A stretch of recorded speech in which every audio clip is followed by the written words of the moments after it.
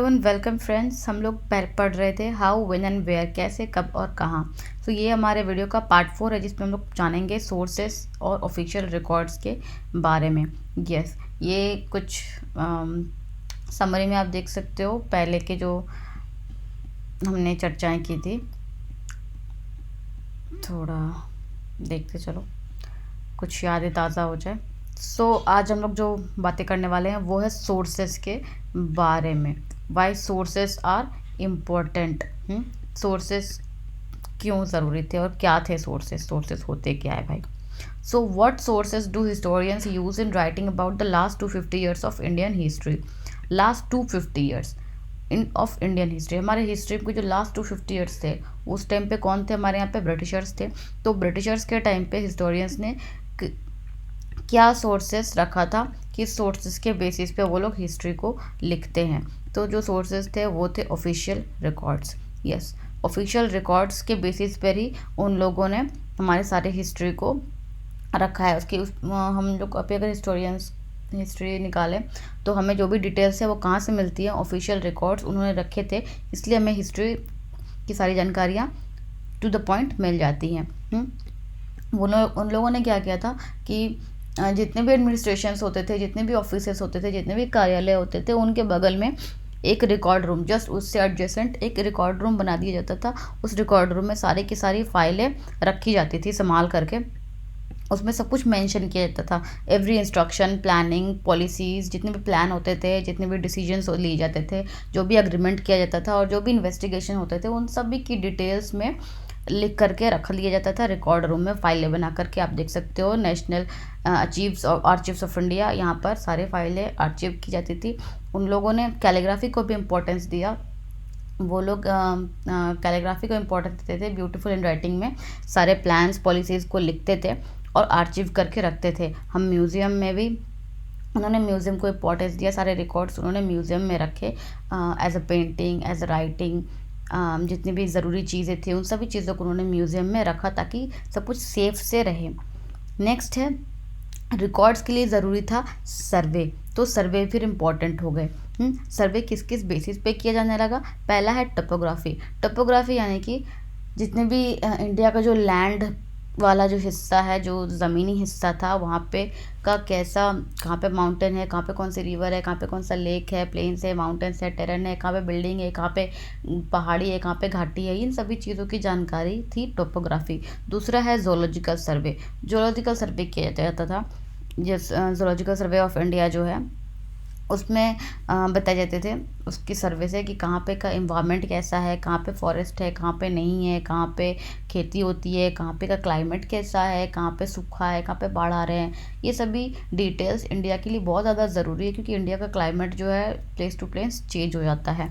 उसके बाद का जो सर्वे था वो है N archaeological survey.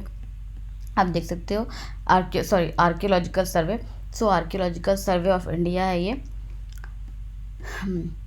Archaeological survey of India भी बहुत इंपॉर्टेंट है, जहाँ पर कि रखे जाते थे बहुत सारे फाइलें। उसके बाद है बॉटनिकल सर्वे, सेंसस सर्वे और anthropological survey. So botanical survey of India, यहाँ पे आप देख सकते हो जिसमें कि पेड़ों के बारे में कितने कौन कौन से पेड़ हैं, कहाँ कहाँ पे कौन कौन से पेड़ उगाए जाते हैं, इन सब चीज़ों के बारे में लिखा जाता था।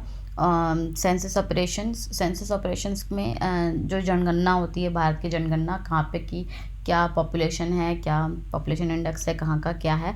एंथ्रोपोलॉजिकल सर्वे भी किया जाता था, यानी कि भारतीय मानव विज्ञान सर्वेक्षण। अभी हम जानेंगे कि what official records do not tell, कि ऑफिशियल रिकॉर्ड्स से हमें इतनी सारी चीज़ें तो पता चल गई कि क्या क्या कहाँ का क्या नेचर है, कहाँ क्या क्लाइमेट है, कहाँ के कितने जनसंख्या है, पॉपुलेशन है, कहाँ पे कौन कौन सी प्लानिंग्स हुए थे, इन्वेस्टिगेशंस हुए थे, कौन कौन से डिसीजंस लिए गए थे। ये सब तो हम जान जाते हैं ऑफिशियल रिकॉर्ड्स से, पर हमें क्या चीज़ें नहीं बताती हैं ऑफिशियल रिकॉर्ड्स, क्या हमें नहीं पता चलता है? तो हमें नहीं पता चलता है वो चीज़ें जो वो हमसे छुपा लेते हैं, जो उनका इफ़ेक्ट होता है। जैसे कि police reports are official records. Okay, police की जो रिपोर्ट्स होते हैं वो तो ऑफिशियल रिकॉर्ड्स हैं। They tell us what the official thoughts जो भी ऑफिशियली बातें थी वो पुलिस के रिकॉर्ड में तो लिखी हुई है, what they were interested in, उसमें वही बातें लिखी जिसमें वो लोग इंटरेस्टेड थे, and what they wish to preserve for posterity, और वो लोग बाद के लिए जो चीज़ें रखना चाहते थे भविष्य के लिए, वो लोग जिसमें इंटरेस्टेड थे, वो लोग उन्हें जिसको ज़रूरी समझा उसी को उन्होंने प्रिजर्व किया। जो उन लोगों के लिए नज़र में सही था, उन लोगों को जैसा लग रहा था, उन्होंने वही बातें लिखी।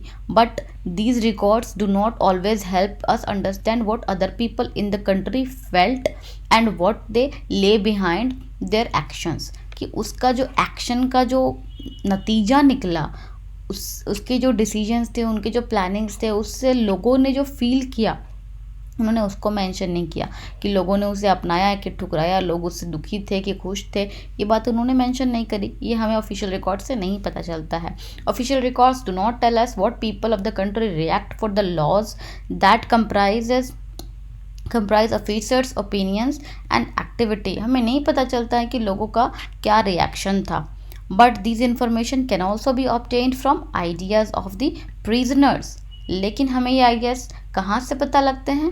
आइडियाज़ ऑफ प्रिजनर्स, जो उस टाइम के कैदी थे, जो उस टाइम के जो सर्वाइवर थे, हमें उससे पता चलता है। उन्होंने बहुत सारी ऑटोबायोग्राफीज़ लिखी हैं, बहुत सारे इंपॉर्टेंट पीपल्स ने बहुत सारे बुक्स लिखे हैं, ट्रैवलर्स ने, एक्टिविटिस्ट ने, इन सभी चीज़ों लोगों ने रिकॉर्ड के रूप में बहुत सारे बुक्स, बहुत सारे पेपर्स लिख के रखे हैं, और उन्हीं बुक्स के बेसिस पे, उन्हीं बायोग्राफीज और ऑटोबायोग्राफीज के बेसिस पे हमें पता लगता है बहुत सारी हिस्ट्री की छिपी बातों के बारे में, जो हमें ऑफिशियल रिकॉर्ड्स नहीं कहते हैं। सो अभी के लिए इतना ही। MCQ, question answer, true false सब कुछ करेंगे। इस वीडियो के लिए इतना ही। Thank you for watching. Bye bye, see you.